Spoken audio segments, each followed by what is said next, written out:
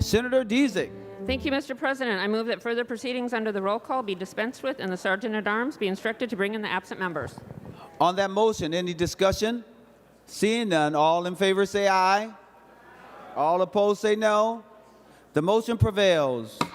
Members, will you be so kind as to stand for prayer? Members, today's chaplain is Reverend Jennifer McNally from St. Anne's Episcopal Church in West St. Paul. As usual, members, following the prayer, please remain standing for the Pledge of Allegiance. When the Hebrew prophets spoke with God, it strengthened them for the work they were called to do. When Jesus prayed, he found a sense of sacred oneness. When Buddha meditated, he developed deeper levels of awareness. Salah, the Islamic prayer practice, offers a chance to slow down and connect regularly throughout the day. People of no religious traditions find value in taking a minute to breathe. Regardless of our beliefs or our non-beliefs, when we take time to be still and to listen inward, we almost always come away feeling more aware and refreshed and centered. So I invite you into this moment of centering. God of many understandings, may the members of this body seek to build a world without dividing walls. May they be quick to listen and slow to speak. May they seek wisdom and show integrity. May love and compassion guide their decision-making. In the complexities of the issues they address, may they learn from one another with tender and courageous hearts.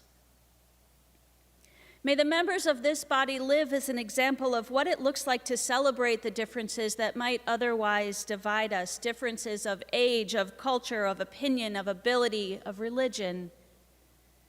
May they choose we and our over me and mine. May justice and peace thrive in this sacred space, and may the people under the care of this body thrive in the world this body shapes. May the God of many names bless the great state of Minnesota and these United States. Amen. Amen.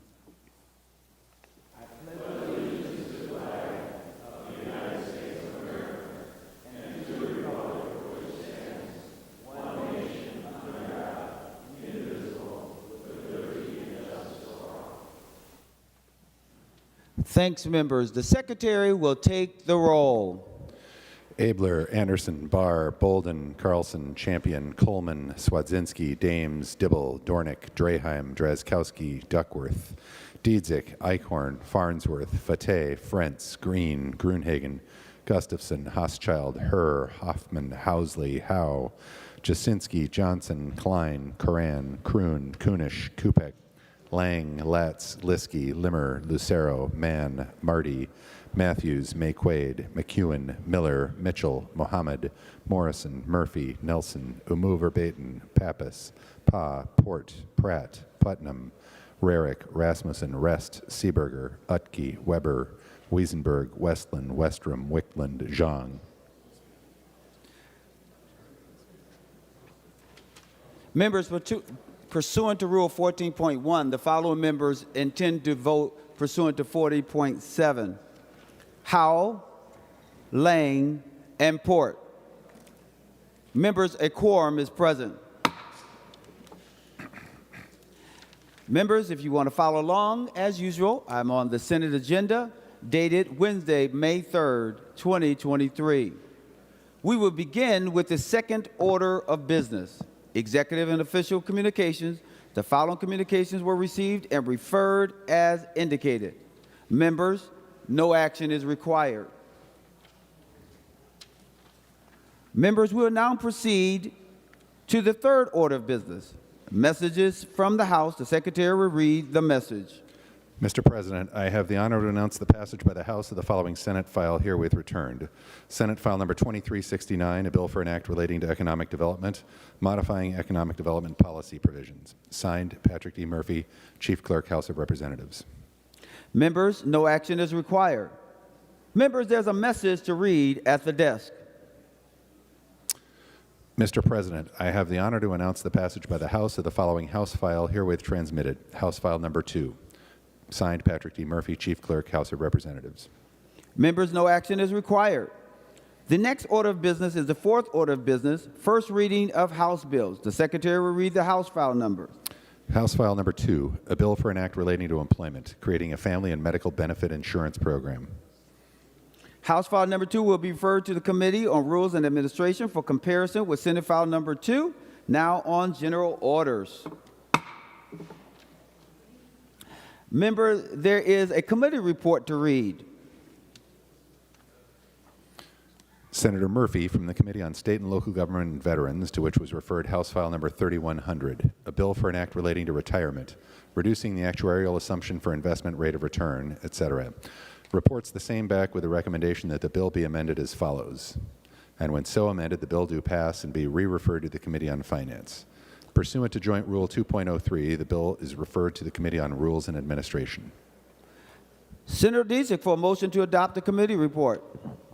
Thank you, Mr. President. I move the committee report printed in the agenda and read by the Secretary be adopted, with the exception of the report pertaining to Joint Rule 2.03. On the adoption of the committee report, all in favor say aye. Those opposed say no. The motion prevails. Members will now proceed to the eighth order of business, which is the introduction and first reading of Senate bills. The bills listed on today's introduction calendar are given their first reading and referred as indicated. Members, proceeding to the ninth order of business, motions and resolutions.